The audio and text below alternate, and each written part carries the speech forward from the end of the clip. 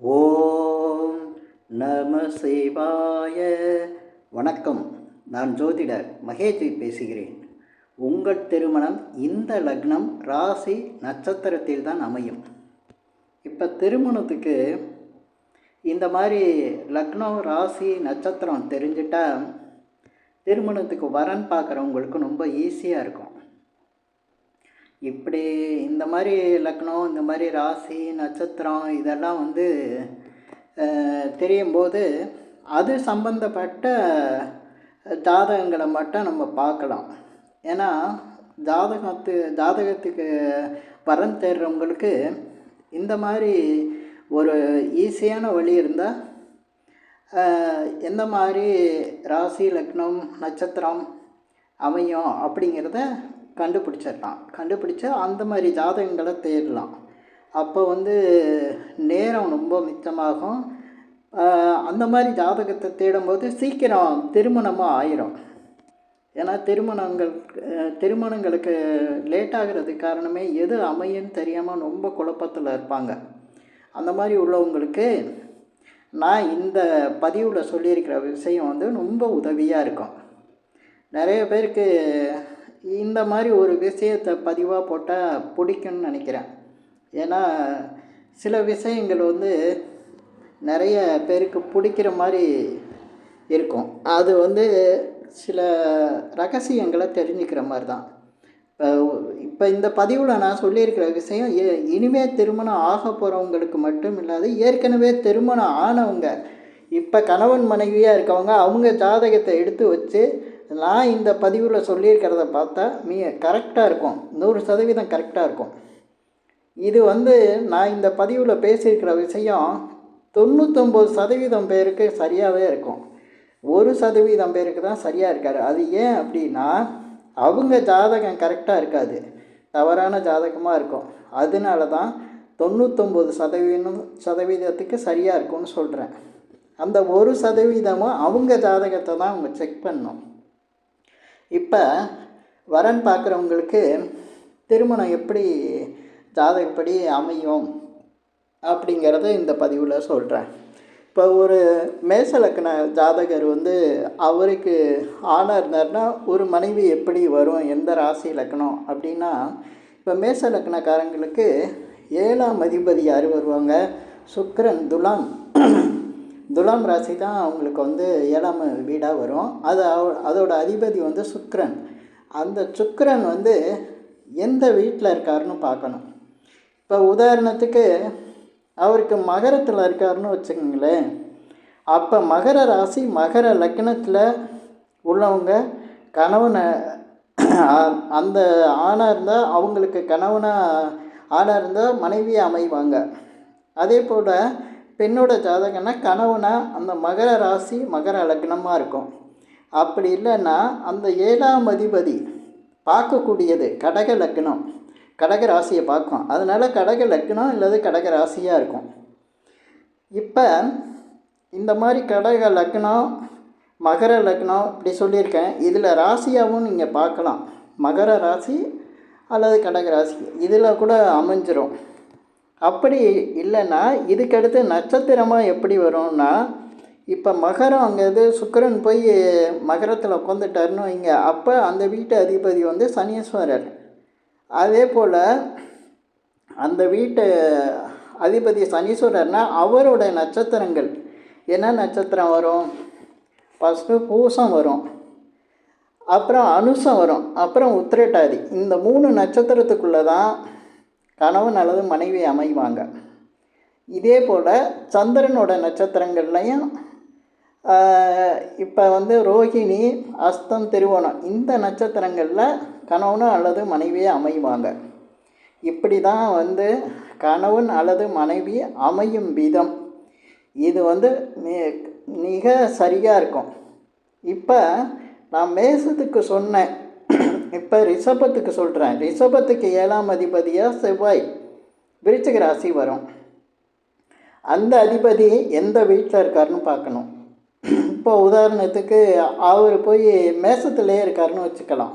ரிஷபத்தோட அதிபதி ரிஷபத்துக்கூரில் 7ஆம் அதிபதி செவ்வாய் போய் மேசத்தில் இருக்காருன்னா அப்போ மேச ராசி மேச லக்னம், அதை நீங்கள் பார்த்துக்கணும். அப்படி பார்க்கலன்னா அதுக்கு அவர் அந்த 7ஆம் அதிபதியான செவ்வாய் பார்க்குற 7ஆம் வீடு எதுன்னா துலாமை பார்ப்பார். அப்போ துலாம் ராசி அல்லது துலாம் லக்னமாக அமையும். அதுக்கு அடுத்தது அவர் அந்த 7ஆம் அதிபதி செவ்வாய் போய் மேசத்தில் உட்காந்துருக்காரு. அவர் செவ்வாயோட அந்த அதிபதி செவ்வாய், அப்போ செவ்வாயோட நட்சத்திரத்தில் அமையலாம். செவ்வாயோட நட்சத்திரம் மிருகசீரிஷம், சித்திரை, அவிட்டம், இந்த நட்சத்திரத்துக்குள்ளே தான் கணவன் அல்லது மனைவி அமைவாங்க. இதுக்கடுத்து அவர் பார்க்குற இடம் துலாம் சொல்லியிருக்கேன், அது துலாம் ராசி லக்னம். அப்படி இல்லைன்னா அந்த அதிபதியோட சுக்கிரனோட நட்சத்திரங்கள் பரணி, பூரம், பூராடம், இந்த நட்சத்திரத்தில் தான் கணவன் அல்லது மனைவி வருவாங்க. இது ஏற்கனவே திருமணம் ஆனவங்களுக்கு செக் பண்ணி பார்த்தாலும் கரெக்டாக இருக்கும்.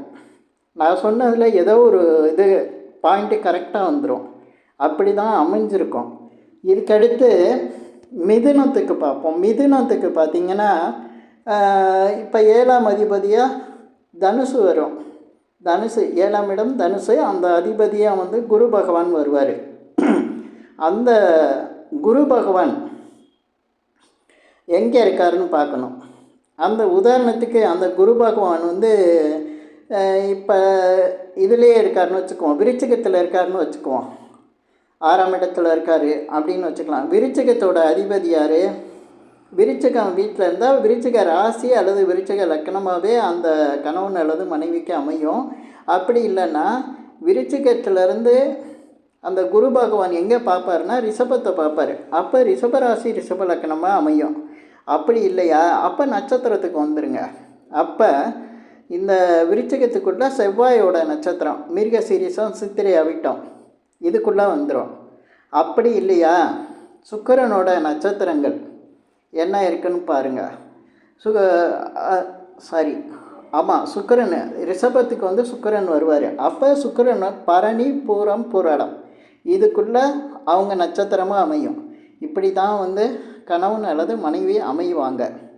இதுக்கு அடுத்து பாருங்கள், கடக லக்னத்துக்கு 7ஆம் அதிபதியாக சனீஸ்வரர் வருவார். இந்த சனீஸ்வரர் எந்த வீட்டில் உட்காந்துருக்காருன்னு பாருங்கள். இப்போ பொதுவாக வந்து இவருக்கு கடக லக்னத்துக்கு வந்து கன்னி ராசியில் உட்காந்துட்டாருன்னு வைங்க. அப்போ சனீஸ்வரர் கன்னியில் இருந்தால் கன்னி ராசி அல்லது கன்னி லக்னமாக அமையும். அப்படி இல்லைன்னா அதுக்கு நேர் 7ஆம் வீடாக இருக்கிற மீன ராசி அல்லது மீன லக்னமாக அமையும். அப்படி இல்லைன்னா இப்போ கன்னி ராசி சொன்னால அதோட நட்சத்திரங்கள், இப்போ புதனோட நட்சத்திரங்கள் அந்த மாதிரி ஆயில்யம், கேட்டை, ரேவதி, இந்த நட்சத்திரத்தில் அமையும். அப்படி இல்லையா, அவங்க 7ஆம் வீட்டை பார்க்கக்கூடிய அந்த சனீஸ்வர பகவான் வந்து கன்னியில் உட்காந்து 7ஆம் வீட்டை பார்க்குறாருல, அந்த குரு பகவான் வீடோட நட்சத்திரங்கள் எடுங்க. குருவோட நட்சத்திரங்கள் என்ன இருக்குது? புனர்பூசம், விசாகம், புரட்டாதி, இந்த நட்சத்திரத்தில் தான் கணவன் அல்லது மனைவி அமைவாங்க. இப்படி சிம்மத்துக்கு எடுத்துக்கங்க. சிம்மத்துக்கு 7ஆம் வீடாக இது அமையும். சனீஸ்வர பகவான் வீடு கும்பம் தான் அமையும், 7ஆம் வீடாக அமையும். அந்த 7ஆம் வீட்டில் அதிபதி சனீஸ்வரர் இப்போ போய் மிதுனத்தில் உட்காந்துட்டாருன்னு வைங்க. அப்போ புதன் வருவார். அப்போ மிதுனத்தில் இருக்காருன்னா அந்த மிதுனம் அந்த புதனோட வீடு, அப்போ மிதுன ராசி அல்லது மிதுன லக்னமாக அமையும். அப்படி இல்லையா, அதுக்கு 7ஆம் வீடை எடுங்க. அது தனுசு லக்னம் அல்லது ராசியாக அமையும். அப்படி இல்லையா, 2 நட்சத்திரமும் அந்த புதனோட நட்சத்திரங்கள், ஏன்னா மிதுன ராசிக்கு புதன் அதிபதியாக இருக்கார். அப்போ புதனோட நட்சத்திரங்கள் ஆயில்யம், கேட்டை, ரேவதி, இதுக்குள்ளே தான் அமையும். அப்படி இல்லையா, குருவோட நட்சத்திரங்கள் ஏற்கனவே நான் சொன்ன மாதிரி தான், புனர்பூசம், விசாகம், அதுக்கு அடுத்து புரட்டாதி, இந்த நட்சத்திரத்துக்குள்ளே தான் கணவன் அல்லது மனைவி அமைவாங்க. இப்படி ஒவ்வொரு லக்னத்துக்கும் நீங்கள் பார்த்துக்கிட்டே வாங்க. நான் இப்போ வந்து சிம்ம லக்னம் வரையும் சொல்லியிருக்கேன். இதையே வச்சு இப்போ லக்னம், ராசி, நட்சத்திரம் இப்படி பிரிக்க தெரிஞ்சு அதை வந்து நீங்கள் பார்த்துட்டிங்கன்னா ஓரளவுக்கு நீங்கள் யார் கணவனா அல்லது மனைவியாக அமைவாங்க அப்படிங்கிறத தெளிவாக தெரிஞ்சுக்கலாம். ஆனால் இது மாதிரி தெரிஞ்சுக்கிறதுக்கு நிறைய வீடியோஸ் இருக்குது, யூடியூப்லேயே நிறைய போட்டிருக்காங்க. ஆனால் அது எல்லாத்தோடையும் இப்போ நான் சொன்ன இந்த பதிவில் இந்த விஷயம் சொல்லியிருக்கிறது மிக துல்லியமாக இருக்கும். ஏன்னா மற்றவங்களாம் இப்படி அமையுன்னு தான் சொல்லுவாங்க. நான் ஏற்கனவே கல்யாணம் ஆனவங்க ஜாதகத்தை செக் பண்ணுங்கன்னு சொல்கிறேன். அதில் 100% கரெக்டாக இருக்குங்கிறதையும் இந்த பதிவில் நான் சொல்லியிருக்கேன். அதனால் நீங்கள் நல்லா செக் பண்ணி பார்த்தீங்கன்னா உங்களுக்கே புரியும். உங்கள் ஜாதகத்தையும் உங்கள் மனைவியோட ஜாதகத்தையும் வச்சு பார்த்தீங்கன்னா தெரியும். அதே போல் பெண்கள் அவங்க ஜாதகத்தையும் அவங்களுடைய கணவருடைய ஜாதகத்தையும் வச்சு கம்பேர் பண்ணி பார்த்தா நான் சொன்னதில் எவ்வளோ உண்மை இருக்குங்கிறது தெரியும். இது பல காலமாக வந்து நிறைய பேர் சொல்லாமல் இருந்திருக்காங்க. ஆனால் நான் என்னுடைய ஆராய்ச்சியில் இதை வந்து கண்டுபிடிச்சப்ப எனக்கு இது மிக சரியாகவே வருது. பல ஜாதகங்கள், ஏன்னா நான் ஜோதிடராக இருக்கிறதுனால என்கிட்ட ஜாதகம் பார்க்குறவங்க அத்தனை பேரோட ஜாதகத்தையும் நான் வச்சுருப்பேன். ஏன்னா நான் அவங்கள்ட்ட ஜாதகமே வாங்கினாலும் அவங்க date of birth, time, place of பர்த்தெல்லாம் போட்டு நான் ஜாதகம் தனியாக வச்சுக்குவேன், ஒரு நோட்டு போட்டு வச்சுக்குவேன். அதனால் எனக்கு எல்லாருடைய ஜாதகத்தையும் எந்த மாதிரியெல்லாம் இருக்கும் அதை செக் பண்ணால் கரெக்டாக வருதா அப்படிங்கிறத தெரிஞ்சு தான் அந்த மாதிரி பதிவுலாம் கொடுக்குறது. மிக சரியான ஒரு பதிவாக இது இருக்கும்.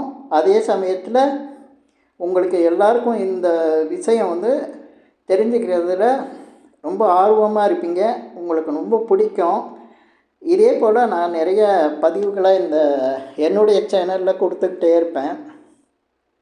இந்த பதிவு உங்களுக்கு பிடிச்சிருந்தா ஷேர் பண்ணுங்கள், லைக் பண்ணுங்கள். அதே போல் இந்த சேனலுக்கு சப்ஸ்கிரைப் பண்ணுங்கள். இதுவரையும் திருமணம் ஆகாமல் திருமணத்துக்கு வரன் தேடிட்டு இருக்கவங்களுக்கு என்னுடைய வாழ்த்துக்கள். நன்றி, வணக்கம்.